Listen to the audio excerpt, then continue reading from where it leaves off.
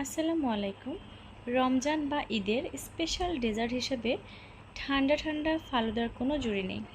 আজকের ভিডিওতে আমি আপনাদের সাথে একটা মজাদার ফালুদা রেসিপি শেয়ার করব। খুব সহজভাবে এটা রান্না করব আজকে। তো ফার্স্ট টাইম 2 লিটার মতো দুধ জাল করে নিচ্ছি। দেন ফালুদার প্যাকেটের ফালুদাগুলো দিয়ে আমি বেশ কিছুক্ষণ রান্না করে নিব। আমি সবসময় সহজ এবং মজার রেসিপি আপনাদের সাথে শেয়ার করতে পছন্দ করি। তো ফালুদাতে যত ফ্রুটস তত মজা। তো আমি আনারগুলাকে একটু খুলে নেওয়ার জন্য আমার মেয়েকে দিলাম। আমার মেয়েরও আমাকে হেল্প করছে।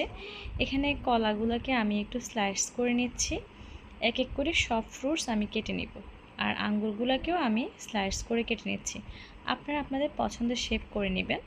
তো দেন এখানে আপেল কেটে নিচ্ছি। আর এখানে ফালুদার সাথে ছিল 2 কালারের জেলি প্যাকেট ছিল। এগুলাকে আমি 250 গ্রাম পানির সাথে জাল করে ঠান্ডা করে নিয়েছি। এখন স্লাইস করে কেটে নিচ্ছি।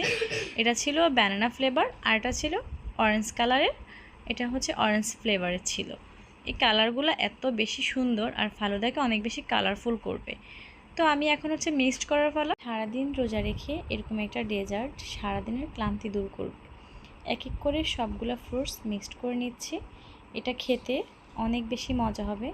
দেখতে যতটা না সুন্দর লাগছে, খেতে তার থেকে বেশি মজা হবে। তো যারা আমার ভিডিওটি ফেসবুক পেজ থেকে দেখছেন, অবশ্যই আমার পেজটিকে প্লিজ ফলো দিয়ে দিবেন।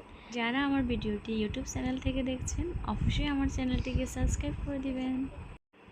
আজকের ভিডিওটি এ পর্যন্তই। ভালো থাকবেন, সুস্থ থাকবেন। আল্লাহ হাফেজ।